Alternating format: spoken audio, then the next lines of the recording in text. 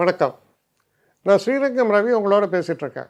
December மாதத்திற்கான பலன்கள் இது எல்லா ராசிக்குமே நான் 12 ராசிகளுக்கும் நான் இதை சொல்லும்போது இரு பகுதிகளாக சொல்கிறேன். அதாவது 15ஆம் தேதி வரைக்கும் ஒரு எப்படி இருக்குது, 15லேருந்து 31ஆம் தேதி வரைக்கும் எப்படி இருக்குது அப்படி. மிதுன ராசி. மிதுன ராசி நேயர்களை பொறுத்த வரைக்கும் உங்கள் ராசிநாதனான புதன் முதல்ல துலாத்தில் இருக்கார். அப்புறம் பார்த்திங்கன்னா 7ஆம் தேதி விருச்சிக ராசிக்குள்ளே போகிறார்.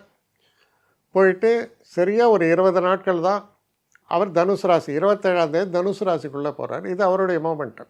குருவானவர் உங்கள் ராசிக்குள்ளே வக்கரமாக திரும்ப வரார். கடகத்திலேருந்து வரார் உங்கள் ராசிக்குள்ளே. குரு 2ஆம் இடத்தில் மிக சிறப்பு. உங்கள் ராசிக்குள்ளேயும் நன்மையை தான் செய்கிறார்.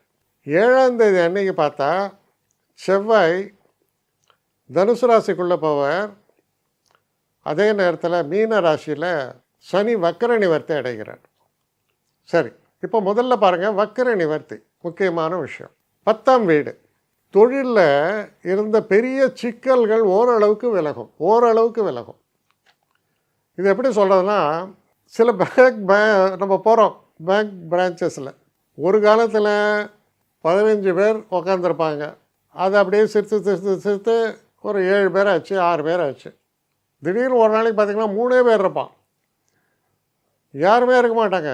ஏன்னா ஒரு ஆள் பியூனாக இருப்பான், மிச்சம் 2 பேர் வேலை பார்த்துட்டு இருப்பாங்க. அவங்களுக்கு என்ன வேலை பார்க்குறதுனே தெரியாது. இதுதான் 10ஆம் இடத்தில் சனி வக்கரமாக இருக்கும்போது பெரும்பாலும் அதான் over burden with your work. சரி, இப்போ 2 பேர் இருக்கிற இடத்துல இன்னொரு 2 பேர் வந்து சேர்ந்தாங்கன்னா 4 பேர், கொஞ்சம் ரிலாக்ஸ் ஆகுது. அது கூட ஒரு 7 பேர் செய்ய வேண்டிய வேலையை 4 பேர் செய்கிறீங்கன்னு அர்த்தம். அதான் சொன்னேன், ஓரளவுக்கு ரிலாக்ஸேஷன் பரவாயில்ல. தலை எது வால் எதுன்னு புரியாமல் ஓடி இருந்ததுனால மாதிரி அட்லீஸ்ட் ஓரளவுக்கு ஆர்கனைஸ்டாக சிங்க்ரனைஸ்டாக வேலை பார்க்குற மாதிரி அமையும். இது சனி வக்கர நிவர்த்தியால் வரக்கூடிய நன்மை. அப்புறம் குருவானவர் உங்கள் ராசிக்குள்ளே வரும்போது வீட்டில் சுப நிகழ்வுகள்லாம் நடக்கும். குழந்தை பிறக்கிறது, திருமணம் நிச்சயிக்கப்படுகிறது போன்ற நன்மைகள் எல்லாம் நடக்கக்கூடிய ஒரு விஷயம்.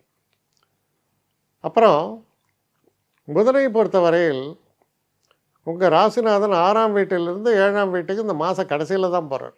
சரி, இந்த மாதத்தில் பெரும்பாலும் அவர் இருக்கக்கூடிய இடம் 7ஆம் தேதியிலேருந்து 15ஆம் தேதி வரைக்கும் நம்ம பார்த்தோம்னா அவர் இருக்கக்கூடிய இடம் 6ஆம் வீடு. 6ஆம் வீட்டில் புதன் சுக்கிரன் எல்லோரும் போய் உட்காந்தா என்ன ஆகும்? ஒன்றும் ஆகாது. அதான் பிரச்சனையே. ஏன்னா முக்கியமானவர்கள்லாம் மறைவு ஸ்தானத்துக்குள்ளே போயிட்டாங்க.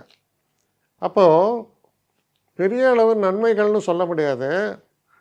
அதே நேரத்தில் பாருங்கள், புதன் சுக்கிரன் சூரியன் எல்லோரும் போயிட்டு 6ஆம் வீட்டில் உட்காந்தா சில நேரங்களில் கடன் பிரச்சனை, அந்த மாதிரி சில தொல்லைகள். சில நேரங்களில் என்ன ஒரு விஷயம்னா ஹெல்த்தில் பிரச்சனை வரும். குறிப்பாக யாருக்கு பிரச்சனை வரும்னா, இந்த சுகர் ப்ராப்ளம் இருக்கிறவங்கலாம் ரொம்ப ஜாக்கிரதையாக இருக்கணும்.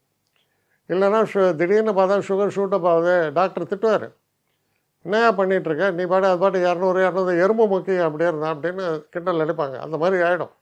டேக் கேர், ஹெல்த்தில் டேக் கேர். அதுவும் அடிவயிறு சம்மந்தப்பட்டது, பேங்க்ரியாஸ் அப்படின்றது தான் அது. ஸோ அது விருச்சிகம் என்றால் அடிவயிறு.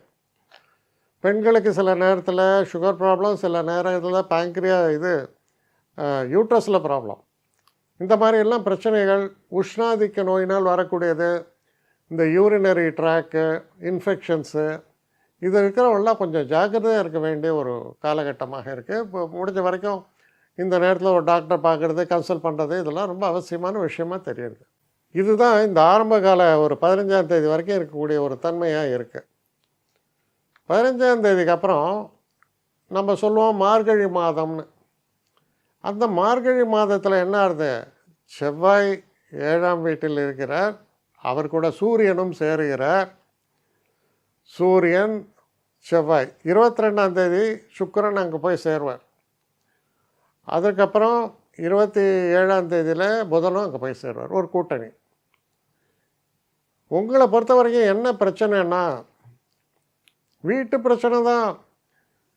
கணவன் மனைவிக்குள்ளே வரக்கூடிய ஒரு அபிப்பிராய பேதங்கள், பிரச்சனைகள், ஆர்கியூமெண்ட்ஸ், இல்லை மனைவியின் உடல்நலம் பாதிக்கப்படுவது, அதற்காக நீங்கள் மெனக்கெடுவது, நீங்கள் பெண்ணாக இருந்தால் ஒருவேளை உங்கள் மிதுன ராசியில் பிறந்த பெண்ணாக இருக்கும்போது ஆணுக்கு உங்கள் ஹஸ்பண்டுக்கு ப்ராப்ளம். ஸோ இப்படி பிரச்சனைகளை எல்லாம் சொல்லக்கூடிய ஒரு காலம். சில பேருக்கு பார்த்தோன்னா அப்பாவுக்கு பிரச்சனைகள் வரலாம். ஏன்னா சூரியன் செவ்வாய் ஒன்றாக உட்கார்ந்து அது வந்து சனி பார்த்தா வயசான தந்தை இருந்தான்னு வைங்களேன், அவர் உடல் நலம் பாதிச்சுது அப்படின்னு ஏற்படும். ஸோ இந்த பீரியடு வந்து கொஞ்சம் உங்களுக்கு ஒரு கன்சர்னை க்ரியேட் பண்ணுற மாதிரியான ஒரு பீரியடாக இருக்குது. ஆனால் இதெல்லாம் ஒரு பக்கம் இருந்தாலும் கூட தொழில் நல்லபடியாக இருக்கும், தன வரவு சிறப்பாக இருக்கும். ஆனால் நம்மளுடைய பர்சனல் லைஃப்பை பொறுத்த வரைக்கும் சில தொல்லைகளை நான் தொடர்ந்து அனுபவித்து கொண்டு இருக்கக்கூடிய ஒரு தன்மையாகத்தான் தெரிகிறது. என்னை காண்டாக்ட் பண்ணணுன்னு நினைக்கிறவங்க srirangam1@gmail.comன்ற ஒரு முகவரிக்கு உங்களுடைய இதை அனுப்புங்க. கட்டணம் உண்டு, அதோடைய விவரங்களை நான் உங்களுக்கு அனுப்புகிறேன். ஆனால் நான் இன்றைக்கி மேல் அம்சம் இன்னும் பதில் வரலையே அப்படின்னு வருத்தப்படாதீங்க. ஏன்னா எனக்கு கொஞ்சம் பெண்டிங்கில் இருக்குது. ஒரு நாளைக்கு எவ்வளோ பேரை நான் பார்க்க முடியும்? 3 பேர் 4 பேர் மேலே என்னாலையும் பார்க்க முடியாது. ஆனால் நிறைய பேர் ஆசைப்பட்றாங்க. ஆனால் கண்டிப்பாக நான் எல்லாருக்கும் ரிப்ளை பண்ணுவேன். சில நேரங்களில் 3 to 4 வீக்ஸ் ஆகும் என்னுடைய ரிப்ளை வரத்துக்கு. ஆனால் வரும். ஏன்னா நான் எல்லோரும் ஒரே நேரத்தில் ஒரு நாளைக்கு 10 பேர் பார்க்கணுன்னா முடியாது. ஸோ அதை கன்சிடர் பண்ணுங்கள். நான் நிச்சயமாக ரெஸ்பாண்ட் பண்ணுவேன். இதில் இந்த கல்யாண பொருத்தங்கள் போன்ற விஷயங்களை ஓரளவுக்கு அவசரமாக பார்க்கணுன்னு நினச்சா அதுக்கு ஓரளவுக்கு ப்ரையாரிட்டியும் தரேன். அதனால் கொஞ்சம் பொறுமை காக்க வேண்டும்.